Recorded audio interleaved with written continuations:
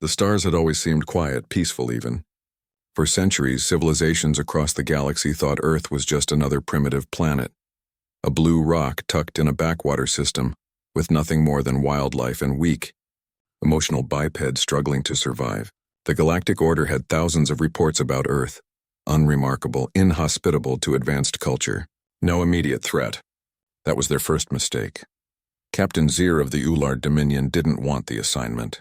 He was too seasoned, too decorated for this mission, babysitting a scout crew, orbiting a planet full of loud mammals and cheap broadcasts. Insulting. He had seen real war, fought in the blood wars of Thayar, led fleets against the Morkathi Empire. Earth was a joke. But the joke stopped 3 hours after landing. The scout team never returned. They had touched down in a rural part of North America, somewhere called Montana according to the outdated Earth maps they'd translated. A forested area with scattered settlements and minimal tech signals. It was supposed to be safe. Zier approved the drop himself, confident the small 6-being team would gather samples, set up monitoring beacons, and return by evening. But the sun set, the planet grew dark, and the team went silent. No signals, no distress calls, just gone. Zier's ship, the Tyrannax, hovered in low orbit, cloaked from human tech. He stood in the observation deck, staring at the planet below with growing unease. Something was wrong. Very wrong. "Commander," the navigator's voice broke the silence. "We're receiving a transmission. Encrypted, old frequency, but it's coming from the surface." Zier frowned. "Play it." The audio crackled, distorted, but it was unmistakably human. "You shouldn't have come here," it said. Calm, measured, too calm. Then a second voice, colder. "We know what you're looking for. We've been waiting." Zier's blood ran cold. "Trace it now." His crew scrambled, pulling data, locking onto coordinates. It was close to the original landing zone. Same area, same trees. But different now. The trees were gone. Burned.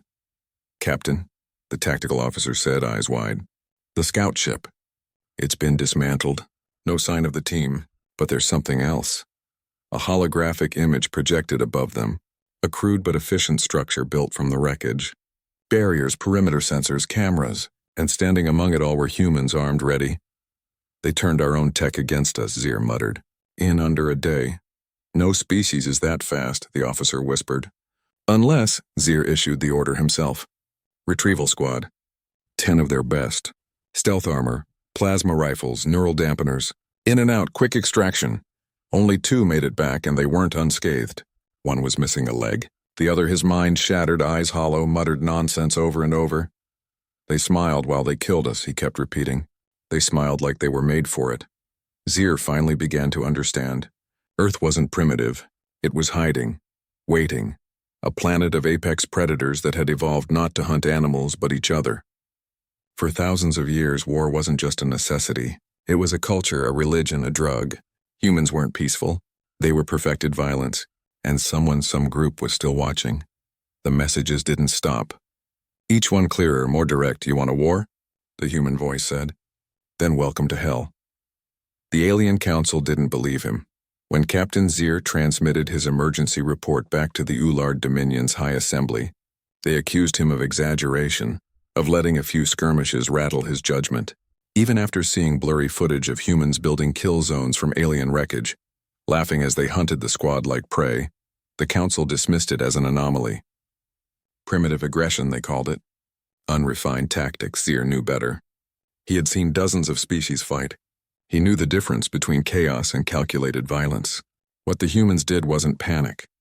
It wasn't desperation. It was methodical, trained. As if war wasn't just in their culture, it was carved into their DNA. Back on Earth, the second recon drone sent back new footage. This time, it wasn't just a few armed locals. They had found something buried deep beneath a mountain. Some kind of facility, camouflaged so well that even Dominion scanning tech nearly missed it. But once they found it, Zier couldn't stop staring at the feed weapons, thousands of them. Not just guns, devices, prototypes, machines. Even the Dominion couldn't identify some. Some looked ancient. Others far ahead of anything humans should have been capable of. Experimental weapons etched with warnings.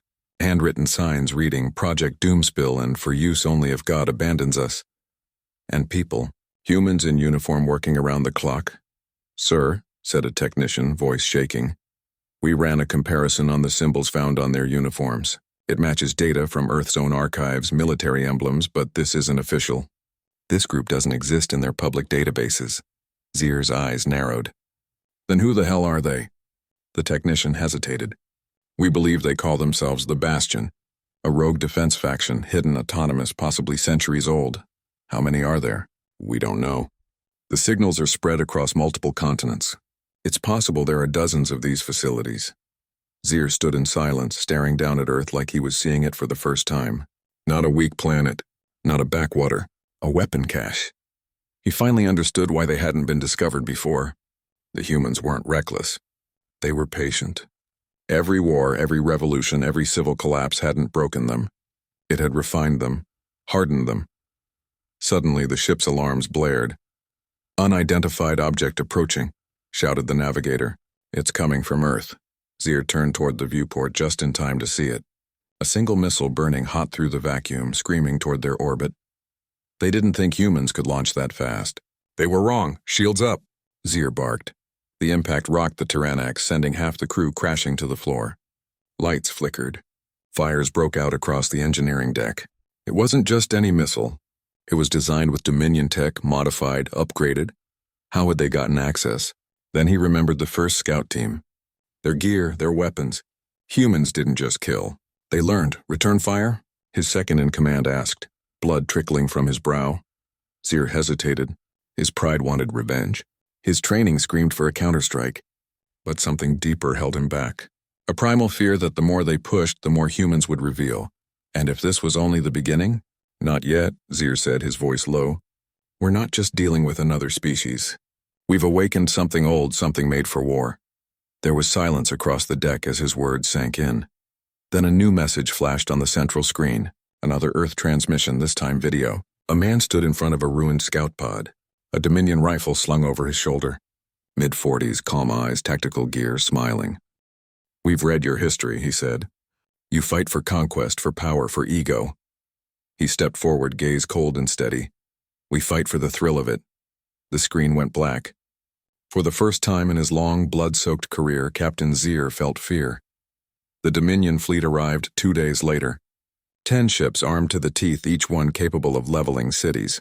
The High Assembly had finally taken Zier seriously, though they framed it differently in their official communiqué. A show of strength to suppress rising threats from Earth's primitive species. Zier didn't argue. Let them think it was a show of force. He knew better. He stood on the bridge of the Tyrannax, staring at the fleet formation, glowing in orbit above Earth. Massive dreadnoughts hovered like gods over the planet, blocking out parts of the sky.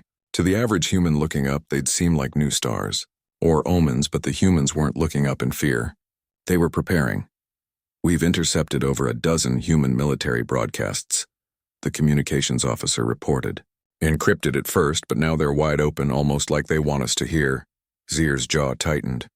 "Play it." The voice wasn't the same man from before. It was a woman this time. Clear, confident, calm. "You want to dance with monsters," she said.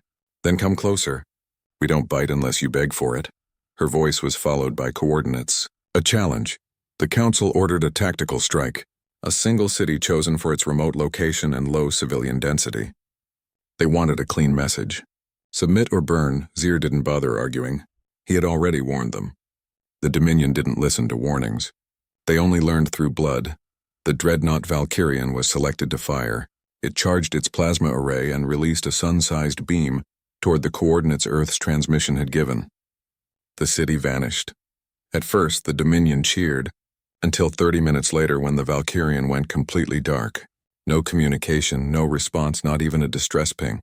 They tried to send a patrol to investigate. But before the smaller cruiser could reach it, a new object appeared in its path. Small, fast, human-made. It wasn't a ship. It was a carrier pod full of soldiers in exosuits hurtling toward the cruiser like a comet. The humans had launched a boarding party into space. Zier watched in horror as the live feed from the cruiser flickered. The crew fought, but it was chaos. These weren't untrained ground troops. They were specialized killers moving like they'd done this before. Who the hell trains to board ships in zero gravity? Within 7 minutes, the cruiser was silent. Another ship lost. Zier slammed his fist on the command console. How are they doing this? They don't have the tech. They don't have the infrastructure. They have something else, whispered his lieutenant. They have intent. That night, another human message came through. This time it was a recording of the Valkyrian's bridge. Its command staff, executed, hung upside down in gravity locks like trophies. One of the soldiers walked past the camera, pausing long enough to whisper something before the feed cut. Try harder. The Dominion ships locked their defenses tighter, every gun charged, every soldier on edge. No one had seen this coming except Zier. He sat alone in his quarters watching recordings of human history. Wars, revolutions, genocides, political betrayals. He watched as humanity thrived in chaos, adapted to disaster, evolved in hatred. They didn't just survive war, they needed it. And now that the Dominion had given them one, they were going to show the galaxy what happened when you dared to fight a species built to destroy itself and win. Zier looked into the void beyond the viewport and whispered to himself, "We didn't discover Earth, we unleashed it. They tried diplomacy next." After losing 2 ships and over 300 soldiers, the High Assembly finally understood this wasn't a standard suppression mission. They sent a delegation vessel, a white flagship, unarmed with the finest diplomats the Dominion had to offer. It was supposed to open a channel, request peace, establish negotiations. Zier didn't believe it would work, not because he thought humans wouldn't listen, but because he understood their game now. They didn't want peace. They wanted proof. Proof that the galaxy's most arrogant empires could bleed. The diplomatic vessel never made it to the surface. It was intercepted mid-descent, rerouted via a hacked guidance system, and landed deep in the Siberian wilderness. Dominion sensors lost track of the crew for nearly an hour. Then a new signal lit up their consoles. Live feed broadcasted across every Dominion channel. The diplomats were alive, bound, blindfolded, kneeling in a snowy clearing. Behind them stood 6 humans dressed in mismatched combat armor and civilian jackets. One wore a Dominion officer's cape like a trophy. The same woman who'd spoken before stepped into view. She wasn't smiling this time. "You came to talk," she said, pacing behind the hostages. "But you didn't come to listen, so let's make this real simple." She pulled a Dominion translator collar off one of the diplomats and held it to her mouth. "We are not a species you conquer. We are not a species you monitor. We are not your next project." The feed cut out with a gunshot. Only one of the diplomats was returned in pieces, stuffed into a Dominion cargo pod and launched back into orbit. A message was burned into his severed chest armor. "This is mercy. Next time we erase you." The Dominion Council panicked. No longer united in arrogance, they began debating retreat, escalation, even full-scale annihilation of the planet. Zier listened to the arguments with a numb expression, knowing none of it would matter. The humans had already won. Not militarily, not tactically, psychologically. Fear was growing not just within the Dominion but across other species watching from the galactic fringe. Rumors spread like disease, whispers in backwater stations, pirate hubs, smuggler dens. Earth is awake. They turned war into an art form. They don't fear death. They trained for it. It wasn't just fear anymore. It was awe. Some species began pulling their observers off Earth. Others started forming quiet alliances with human factions. There were even reports of mercenary groups defecting to fight with the humans for the thrill, for the chaos, for the ideology. For the first time in centuries, someone was standing up to the Galactic Order and laughing in its face. Back on the Terranax, Zier sat in his command chair, watching the latest footage from a drone they'd snuck past Earth's orbital grid. It showed a human base built inside the ruins of a pre-apocalypse city. Detroit, he believed it was called. What caught his attention wasn't the humans' training or the captured Dominion tech they were dismantling. It was the wall covered in writing. Thousands of names etched by hand. Some were Dominion, some were human, some were other. Beneath it all, a phrase scrolled in blood-red paint. "We remember every empire that came for us." Zier exhaled slowly. This wasn't about territory. This wasn't about politics or expansion or defense. This was personal. The humans didn't just want to win. They wanted to humiliate, to burn away the myth of alien superiority, to show the universe that the species everyone dismissed as emotional, erratic, and savage had been training for this their entire existence. They were war incarnate. And now war had come home. Word spread like wildfire. The attack on the Dominion fleet, the butchered diplomats, the war wall. Every piece of it leaked across the galactic net. Systems that had never even heard of Earth were now watching shaky footage of human soldiers using stolen alien tech like it was their own. Governments panicked. Empires braced themselves. For the first time in centuries, the order was cracking. But Earth wasn't finished. Not even close. Inside one of the buried facilities somewhere in what used to be South America, an alarm sounded. Not a warning of attack. A launch sequence and underground hangars lit up. Steel doors the size of city blocks slid open, grinding against decades of silence. Rockets, fighters, experimental orbital weapons, projects once buried by treaties, shame, or fear now surged to life. Above the planet, Seer watched as a cluster of sleek black ships rose into the atmosphere. "They're leaving the planet," said the sensor officer, stunned. "Where are they headed?" Seer asked. The room was dead silent for a few seconds while data streamed in. Then the officer whispered, "Every ship is headed to a different Dominion colony." No one spoke. It was a message. Humanity wasn't just defending Earth, they were spreading. Colonial systems across Dominion space began sending distress calls within the hour. Mining outposts, agricultural moons, research stations, places that had never even heard of Earth were now under siege. But the humans weren't killing indiscriminately. They were targeted. They disabled communications first, crippled defense systems. Then they walked in. Surgical, efficient, terrifying. They took Dominion officials hostage, raided archives, downloaded centuries of military data, then disappeared without leaving a single soldier behind. What they left instead were messages written in Dominion blood, spray painted across shattered walls and torn banners. "This is for the slave camps on Kix 5, for the children of Razathal. Remember Eros Prime?" Seer felt his throat tighten. The humans knew not just about the Dominion. They knew about everything. All the dark history, the buried atrocities, the campaigns scrubbed from public record, the kind of secrets empires killed to keep quiet. Humans were broadcasting them across the galaxy, one attack at a time. The Dominion's grip was slipping. Worlds began to rebel. Minor species started rioting, demanding answers. Some even turned their weapons on their own governors. Because if humanity, a species no one had taken seriously, could rise up and fight back, why couldn't they? Seer stared at the map of active human movements spreading through space like wildfire, red blips lighting up across 3 sectors. "Now this isn't war," he murmured. "This is infection, and it wasn't random. It was personal. These weren't just acts of vengeance. They were surgical strikes against the Dominion soul. For every colony they hit, every secret they exposed, they dragged centuries of cruelty into the light. And somewhere in the chaos, one name kept resurfacing. The Bastion.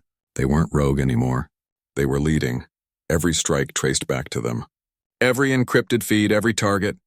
No one, not Seer, not the Council, not the Dominion's most advanced AI, knew where they came from, how they coordinated, who led them. But one thing was clear. The Bastion wasn't trying to win a war. They were trying to break an empire, one memory at a time. They weren't born in one place. That was the first revelation. The Bastion wasn't a single government, army, or hidden nation.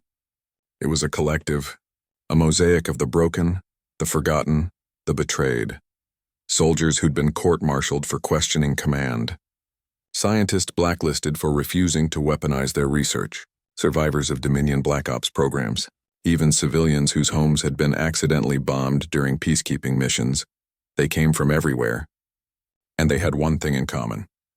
The Dominion had destroyed their lives. The files Seer recovered from a raided human installation told fragments of the story. Not the kind of story told in textbooks or on diplomatic floors. This was the version scratched into walls by survivors too angry to die and too smart to forgive. It started after first contact, long before the invasion. The Dominion had sent observers to Earth under a false peace initiative. They studied, took samples, infiltrated governments, whispered to corporations, weaponized human division. When chaos broke out, wars, disease spikes, economic collapses, the Dominion stepped in with a cure, with order. In exchange, Earth gave them their poor, their prisoners, their debtors. It was slavery disguised as salvation. Entire generations disappeared into off-world rehabilitation programs. Parents told their children they'd be back someday. They never came home, but some escaped, and those who did remembered everything. The Bastion was born from that memory. Its founder was once a Dominion war asset, a young girl taken from Nairobi, trained in zero-gravity combat, then discarded when her usefulness ended. They left her to die on a mining moon. She didn't. Her name was Asha 19, and she didn't just survive. She thrived, built a resistance cell, took over a Dominion skirmisher, and then quietly over the next 10 years she built the Bastion. Zir watched a recovered video of her standing before a crowd in a crumbling underground hall. Her voice was low, steady, sharp as a blade. "They wanted us forgotten," she said, "but we remember. And when memory becomes weapon, empires fall." Behind her, a massive screen lit up with Dominion emblems. Each one crossed out. Below them, names, not of targets, but of crimes. Operation Star Drought, Mass Relocation Protocol 7, the Razda Larater, Earth Containment Project 001. Zir gripped the console until his fingers ached. Containment. That had always been the word they used. Not destruction, not conquest. Containment, because somewhere, someone high in the Dominion had seen what Earth really was. A weapon. Asha 19 and her followers didn't fight like rebels. They fought like survivors turned surgeons, cutting deep with intent, with purpose. Not to overthrow the Dominion, but to expose it. And they were winning. They called it Operation Purity. The Dominion's retaliation wasn't just a strike. It was a full-scale cleansing campaign. Fleet carriers by the dozens, orbital siege platforms, kinetic bombardment payloads the size of mountains. Every protocol once marked too extreme for civilized use was greenlit in a single day. No more diplomacy, no more attempts to study or contain. The humans had embarrassed them publicly, violently. The Dominion had never tolerated humiliation, so they did what empires always do when afraid. They overcompensated. Zir watched from the command deck of the Tyrannax as the Earth offensive fleet moved into position. Over 300 ships now, forming an orbital net so wide that even the moon cast its shadow on their hulls. The Earth below looked quiet. Too quiet. Scans showed movement, but no response. No launches, no countermeasures. "They're waiting," one of the junior tacticians said. "For what?" Zir muttered almost to himself. Then the order came from high command. Commence planetary suppression. The first wave wasn't even meant to kill. It was designed to blind, to rip out the planet's satellite grid, scramble the atmosphere with electromagnetic pulses, reduce every power grid to smoke and sparks. But the moment the first EMP detonated in the stratosphere, something changed. Every Dominion screen on every ship turned black, then static, then a single phrase appeared, etched in blood-red letters across the fleet's entire HUD system. "We warned you." The scream of alerts flooded the deck. Systems went offline. Officers scrambled in a panic. Even the Tyrannax, the fleet's flagship, began to flicker and groan like it was being torn apart from the inside. Multiple ships losing control. Someone shouted, "It's not a hack," someone else screamed. "It's a virus!" No one had seen it coming. The Bastion hadn't just prepared for this assault. They had designed it. They let the Dominion build their pride, let them gather their forces, let them march into orbit like gods descending from heaven, and then they pulled the trigger. 1,000,000 dormant code packets hidden in Dominion comms, since the very first contact with Earth, now activated at once. A digital plague written in languages Dominion firewalls didn't even recognize. Ships collided. Engines failed. Targeting systems spun out. Some ships turned their guns on themselves before anyone could shut them down. And then the humans came. Not in fleets, not in neat, disciplined ranks like Dominion strategists would have expected. They came in waves. Raiding parties, stealth pods, exosuits launched directly from mountain ranges. Makeshift orbital gliders loaded with explosives, bristling with salvaged alien tech. One by one, Dominion ships started dropping from the sky, trailing fire like dead gods. Zir's hands trembled. This wasn't just war anymore. This was revenge. Down on the surface, the Bastion launched its final operation, codenamed Ashfall. The goal wasn't to destroy the Dominion's army. That would have been easy by now. The goal was to broadcast. Every planet, every Dominion system, every species watching. Everyone now saw what the Bastion saw. A live feed patched into Galactic networks showed Dominion officers torturing prisoners. Slave pens, chemical sterilization camps, genetic experimentation, Worlds harvested of all resources and left to rot. Footage pulled from Dominion archives spliced with real-time camera feeds of soldiers screaming inside burning ships above. Earth, and then Asha-19 appeared again, this time not in some underground bunker, but standing on the remains of a Dominion dropship. Blood on her boots, ash in her hair. "No more secrets," she said softly. Behind her, a burning Dominion flag toppled. "No more silence." She looked into the camera, eyes like frozen fire. "You taught us how to suffer. Now we teach you how it ends." She raised her fist and the skies lit up. The orbital defense cannons, once thought disabled by the initial EMP wave, roared to life. Weapons long hidden in Earth's crust, beneath oceans, inside glaciers, even within ancient mountain ranges, now revealed themselves. Built not by modern governments, not by world powers, but by survivors, by engineers who never forgot, by dissidents who refused to move on. They'd been building this response for generations. The Dominion never stood a chance. By the end of the day, half the fleet was gone. The rest limped away, retreating, broken, silent. Zir stayed behind. He didn't order his crew to fight, didn't try to flee.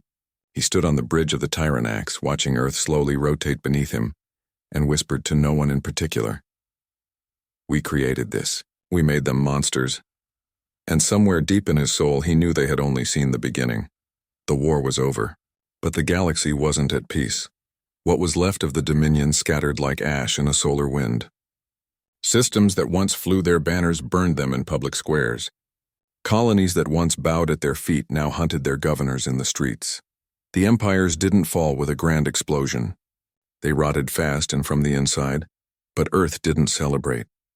No fireworks, no parades, because the Bastion had one last message, one final broadcast days after the last Dominion ship left Earth's orbit. Asha-19 stood beneath the shattered remains of what had been a Dominion consulate in Geneva. Its once pristine walls now covered in the names of the lost. Millions of them. She didn't smile. She didn't gloat. Her voice was tired, honest. "You wanted to know what we are," she said. "What we were built for. Now you know." The camera panned slightly. Behind her stood not soldiers but families, survivors, children who had never known peace. Scientists who had cracked alien encryption just to survive. Farmers who had turned their fields into minefields. Every kind of human the galaxy had once dismissed. "We didn't want to conquer," she continued. "We wanted to live. But you made sure we could only live if we learned how to kill." She looked straight into the camera. "You built an empire on forgetting. We remembered everything." The screen faded to black. Then a final image appeared. "Let the galaxy rebuild without fear. Without you." And that was it. The Bastion didn't claim territory, didn't install governors or demand reparations. Earth remained quiet, its skies clear for the first time in months. The launch bays closed. The black ships landed and powered down. But the galaxy wasn't sure what to make of it. Some thought the humans were playing a long game, waiting to rise and rule from the ashes. Others believed they were too broken to continue, a flame burning too hot and too fast. Still others whispered that the Bastion wasn't finished, that there were other enemies, other monsters hidden behind flags and treaties and gold-plated promises. And deep down, everyone feared one thing more than war: silence. Because humans didn't say what came next. They just watched, waited. Zir was taken alive, not by soldiers, not even by the Bastion, but by a group of civilians in a refugee camp he'd helped build for optics. For propaganda, they found him hiding in a ventilation shaft of a downed cruiser and dragged him out into the light. They didn't kill him. They made him see. They forced him to walk through what was left of the Razul archives. Let him read the real numbers, the death tolls, the classified experiments he'd signed off on without reading. Then, they left him in a shack with a solar-powered, screen-looping Asha-19's broadcast. Over and over. It was said he stopped speaking after 3 days, stopped eating after 7, stopped existing even as his body kept breathing. A symbol of a dying age. Elsewhere in the galaxy, a quiet revolution was unfolding. Species long considered lesser by Dominion caste systems began rising into their own. New alliances formed, not out of fear but out of understanding. Small planets once bullied into trade pacts and military conscription started negotiating fairly. And in the middle of it all, Earth remained still, rebuilding, quiet, watching. But those who truly paid attention noticed something strange. The Bastion didn't disband. They didn't return to their homes and fade into memory. They spread. Not to conquer. To guard outposts built in asteroid belts. Listening stations planted near Old Dominion border worlds. A ship seen every now and then in contested space. Silent, black, marked only with a symbol. A broken chain wrapped in flame. It wasn't a threat. It was a promise that no matter who tried to rise next, no matter what empire grew fat with power and pride, humanity would remember. And when memory becomes weapon, empires fall. As the years passed, stories became myths. The war turned into cautionary tales for cadets, bedtime warnings for children of rulers.